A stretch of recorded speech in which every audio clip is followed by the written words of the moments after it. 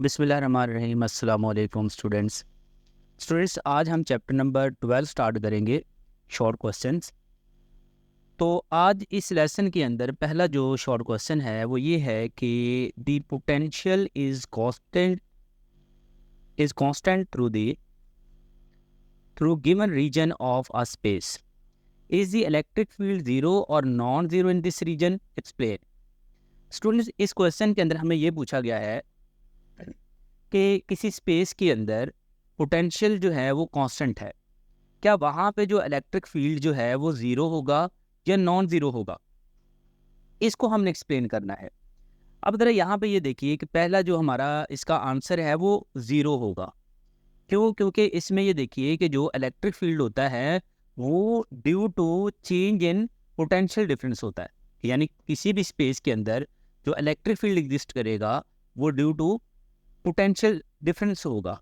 तो जहाँ पे पोटेंशियल डिफरेंस नहीं है तो वहाँ पे इलेक्ट्रिक फील्ड एग्जिस्ट नहीं करेगा। तो चूंकि हमारे इस क्वेश्चन के अंदर पोटेंशियल जो है वो क्या है, कांस्टेंट है, तो इस वजह से हमारा पोटेंशियल डिफरेंस जो है वो क्या है, ज़ीरो। तो इसलिए हम यहाँ पे पोटेंशियल ग्रेडियंट वाला जो इक्वेशन था वो हम यहाँ पे यूज़ करेंगे। इसके अंदर हम वैल्यूज पुट कर लेते हैं। तो चेंज इन पोटेंशियल क्या है, ज़ीरो। इस वजह से हम यहाँ पे ज़ीरो रखेंगे तो हमारा आंसर क्या बनेगा, ज़ीरो।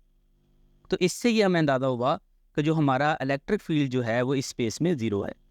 अब क्वेश्चन 2 की बात करते हैं। Suppose that you follow an electric field line due to a positive point charge.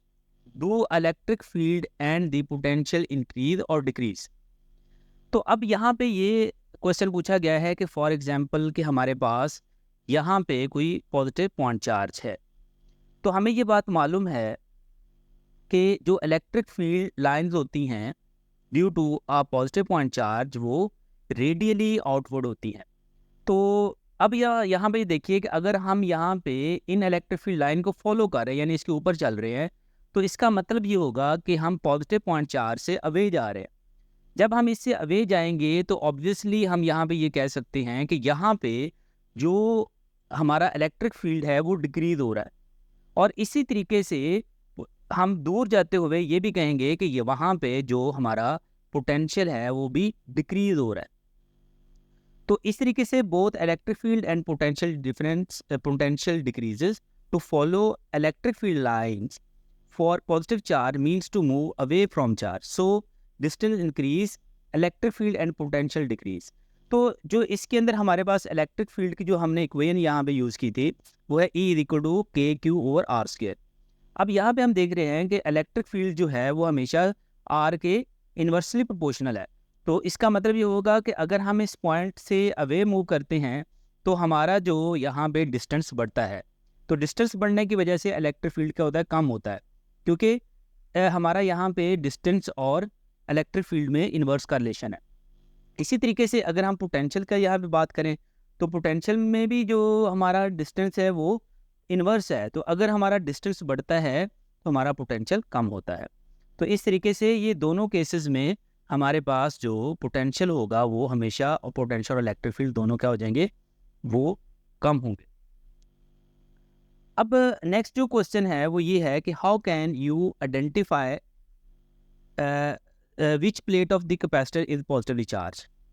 तो इस तरह हमारे पास अगर एक कैपेसिटर है तो इस कैपेसिटर के अंदर हमने ये चेक करना है कि हमारी कौन सी प्लेट जो है वो पॉजिटिवली चार्ज है या नहीं है।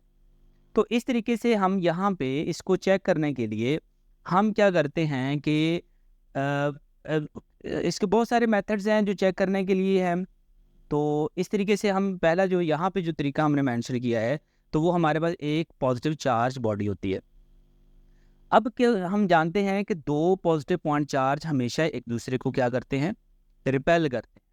तो इस वजह से जब हम उस प्लेट के करीब किसी पॉजिटिवली चार्ज बॉडी को उसके करीब लाएंगे तो क्या होगा, वो उसको रिपेल करेगी। इस तरीके से हम अगर कोई ऑपोजिट चार्ज लेके आते हैं, मसलन हमारे पास पॉजिटिव प्लेट चार्ज थी तो उसके करीब हम नेगेटिव ले आते हैं, तो वो उसको क्या करेगी, अट्रैक्ट करेगी। जिस वजह से हम यहाँ पे ये पहचान लेंगे कि इस बॉडी के ऊपर क्या है, पॉजिटिव चार्ज है। क्योंकि हमने नेगेटिव बॉडी को करीब लाए तो उसने अट्रैक्ट किया, तो अगर हम उसके पास पॉजिटिव लेके आए तो उसने उसको रिपेल किया, तो इस तरीके से उसके ऊपर जो है वो चार्ज श्योर हो जाएगा कि इसके ऊपर कौन सा चार्ज है। क्वेश्चन 4 की बात करते हैं। डिस्क्राइब द फोर्स और forces on positive point charge when placed between parallel plates. वो कहता है कि हमारे पास एक पॉजिटिव पॉइंट चार्ज है, उसको हमने दो पैरेलल प्लेट्स के दरमियान हमने रखा हुआ है। तो अब वो ये कहता है कि उस प्लेट के ऊपर जो चार्ज है वो कौन कौन सा है, वो यहाँ पे इन पॉइंट्स की फॉर्म में ए और बी की फॉर्म में मेंशन कर दिया उसने। फॉर एग्जांपल ये हमारे पास एक प्लेट है ये वाली, इसके ऊपर जो है पॉजिटिव चार्ज है और इसके दरमियान में जो पॉजिटिव पॉइंट चार्ज रखा हुआ है और इस प्लेट के ऊपर भी पॉजिटिव चार्ज है।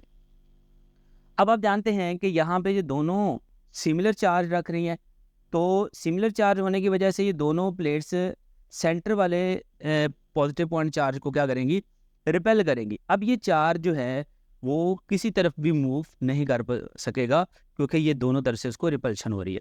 इसी तरीके से अगर आप इसको यूज़ करते हैं दोनों प्लेट्स को एज ए नेगेटिव, तो क्या होगा कि ये दोनों प्लेट क्या करेंगी, इस पॉजिटिव पॉइंट चार्ज को अट्रैक्ट करेंगी। तो दोनों तरफ से अट्रैक्शन अप्लाई हो रही है, इसलिए चार्ज कहीं भी मूव नहीं करेगा, लिहाजा इसके ऊपर दोनों तरफ से फोर्स सेम रहेगी। तो इसी तरीके से नेक्स्ट हमारे पास जो पॉइंट बी है, पॉइंट बी के अंदर ये पूछा गया है कि अगर हम इन दोनों को ऑपोजिटली चार्ज रखें, तो ऑपोजिटली चार्ज का मतलब ये होगा कि अगर हमारे पास एक प्लेट पॉजिटिव है और दूसरी प्लेट जो है चार्ज के गिर जो है लगी हुई वो नेगेटिव है, तो अब क्या होगा कि पॉजिटिव जो है इसको रिपेल करेगा और नेगेटिव उसको अट्रैक्ट करेगा। तो इस वजह से ये वाला पॉइंट चार्ज जो है ये राइटवर्ड मूव कर जाएगा। अगर आप ये नोट्स पीडीएफ में डाउनलोड करना चाहते हैं तो हमारी website last hope study visit करें। वहाँ तमाम क्लासेस के मुकम्मल नोट्स और इसके अलावा other study material like past papers, guest papers, online test available हैं। आप अपने मतलूबा सब्जेक्ट्स के नोट्स इजीली इस वेबसाइट से फ्री में डाउनलोड कर सकते हैं। हमारे चैनल लास्ट होप स्टडी को लाइक करें, दोस्तों के साथ शेयर करें और सब्सक्राइब करना ना भूलें ताकि हर नई आने वाली वीडियो का नोटिफिकेशन आपको मिल सके। और हाँ, हमारे फेसबुक और इंस्टाग्राम के पेज को भी लाइक करें। Thanks for watching. अब हम क्वेश्चन 5 की बात कर लेते हैं। क्वेश्चन 5 जो है वो कहता है कि ये क्वेश्चन बहुत इंपॉर्टेंट है, बोर्ड एग्जाम में अक्सर ही आता रहता है। Electric field line of force never cross why, कि इलेक्ट्रिक फील्ड लाइन जो होती है वो हमेशा एक दूसरे को क्रॉस नहीं करती। तो उसकी रीज़न क्या है? तो एक्चुअली होता ये है कि हमारे पास जब इलेक्ट्रिक फील्ड लाइन जो है, फॉर एग्जांपल ये लाइन जा रही है, दूसरी लाइन ये जा रही है, ठीक है। तो अब ये देखिए कि इस पॉइंट के ऊपर, ये पॉइंट जो है, इस पॉइंट के ऊपर जो है कि जो इलेक्ट्रिक फील्ड है उसकी कितनी डायरेक्शन बन जाती है, दो डायरेक्शन बन जाती है। एक ये डायरेक्शन बनती है, दूसरी ये डायरेक्शन बनती है। अब ये कोई भी हमारे पास वेक्टर क्वांटिटी है तो उसकी मोर देन वन डायरेक्शन नहीं हो सकती, यानी एक से ज़्यादा उसकी डायरेक्शन नहीं हो सकती। तो इलेक्ट्रिक फील्ड की एक पॉइंट के ऊपर एक ही डायरेक्शन होगी, तो इस वजह से ये जो इलेक्ट्रिक फील्ड लाइन्स होती है ये कभी भी एक दूसरे को क्रॉस नहीं कर सकती, क्योंकि एक पॉइंट के ऊपर इसकी दो डायरेक्शन बन रही है जो कि फिजिकली पॉसिबल नहीं है। तो इसलिए जो इलेक्ट्रिक फील्ड लाइन्स होती हैं ये कभी भी एक दूसरे को क्रॉस नहीं करती। क्वेश्चन 6 की बात कर लेते हैं। If a point charge q of mass m is released in a non-uniform electric field with field line pointing in the same direction, will it make a rectilinear motion? Students यहाँ पे जो rectilinear motion होती है इसका मतलब होता है linear motion, straight line में मोशन जो होती है, ठीक है। तो अब यहाँ पे देखिए कि हमारे पास असल में क्वेश्चन ये पूछा गया है कि हमारे पास एक पॉइंट चार्ज है Q, उसको हमने एक non uniform magnetic electric field में रखा हुआ है, यानी इलेक्ट्रिक फील्ड ऐसा है जो कि यूनिफॉर्म नहीं है, यानी उसकी वैल्यू हर पॉइंट पे वेरी कर रही है। तो वो कहता है कि अगर हम एक वहाँ पे पॉइंट चार्ज को प्लेस करते हैं उस नॉन यूनिफॉर्म इलेक्ट्रिक फील्ड में, तो वो क्या जो चार्ज होगा, हमारा पॉइंट चार्ज होगा, तो वो क्या स्ट्रेट लाइन में मूव करेगा या जो है कि वो स्ट्रेट लाइन में मूव नहीं करेगा, तो वो कौन सी मोशन परफॉर्म करेगा। तो इससे ये पता चल, ये देखिए कि जो चार्ज होगा वो हमेशा एक रेक्टिलिनियर जो है मोशन में ही मूव करेगा, क्योंकि उसके ऊपर रिपल्शन अप्लाई होगी, ठीक है। तो इस तरीके से हमने यहाँ पे देखा कि हमारे पास जो पॉइंट है वो सेम डायरेक्शन में मूव करेगा और अपनी डायरेक्शन को चेंज नहीं जो है वो चेंज करेगा। The charge Q has to follow the electric line so it motion will also be along the same line.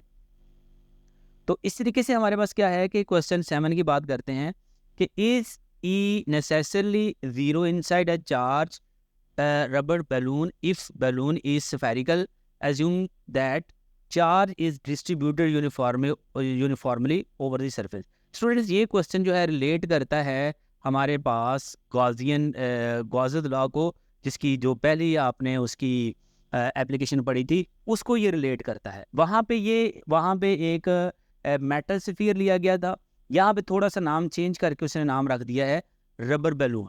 अब ये एक रबर बलून है, यानी एक स्फेरिकल हमारे पास ऑब्जेक्ट आ गया इस तरीके से, और इसकी आउटर सरफेस के ऊपर जो चार्ज है वो यूनिफॉर्मली डिस्ट्रीब्यूटेड है। अब वो कहता है कि अगर इसके सेंटर के ऊपर यहाँ पे आपने कोई चार्ज रख दिया है, तो ये क्या चार्ज जो है ये कौन सी फोर्स, मतलब सॉरी, इसके ऊपर जो है इलेक्ट्रिक फील्ड क्या होगा। ये क्वेश्चन जो है इसके अंदर ये एक्चुअली हमने ये देखना था कि इसके सेंटर के ऊपर जो इलेक्ट्रिक फील्ड है वो क्या होगा, ये वो हमने चेक करना था। तो हमें ये पता है, हमने पहली एप्लीकेशन जो पढ़ी थी उसके अंदर हमने देखा था कि उसके सेंटर के ऊपर भी जो इलेक्ट्रिक फील्ड की वैल्यू थी वो ज़ीरो थी। इस केस में भी इलेक्ट्रिक फील्ड की वैल्यू ज़ीरो रहेगी, क्योंकि यहाँ पे जो इसका जो सेंटर है इसके ऊपर किसी किस्म की कोई electric field line find out नहीं हुई, इस वजह से यहाँ पे इलेक्ट्रिक फील्ड ज़ीरो होगा। अब नेक्स्ट क्वेश्चन 8 देख लेते हैं कि is it true that Gauss's law states that the total number of line of force crossing any close surface is outward direction is proportional to the net positive charge enclosed within surface. तो yes, ये बिल्कुल ठीक है कि इस question के अंदर ये पूछा गया है कि वो कहता है कि ये क्या सच है कि गॉसेस लॉ जो है वो यही बताता है हमें कि टोटल नंबर ऑफ जो इलेक्ट्रिक फील्ड लाइंस होती हैं किसी भी बॉडी को, क्लोज बॉडी को जो क्रॉस कर रही हैं आउटवर्ड डायरेक्शन में, तो क्या वो जो चार्ज उसके सरफेस के अंदर पड़ा हुआ है उसके ऊपर क्या है, उसकी क्या है वो डायरेक्टली प्रोपोर्शनल है। तो ऐसे ही है कि जितना हमारे पास कोई क्लोज बॉडी है, इसके सेंटर में जो चार्ज पड़ा हुआ है, तो क्या है कि ये इलेक्ट्रिक फील्ड लाइन जो हैं वो हमेशा उस चार्ज के क्या रहेंगी, वो डायरेक्टली प्रोपोर्शनल रहेंगी। ठीक है, तो ये स्टेटमेंट ट्रू है।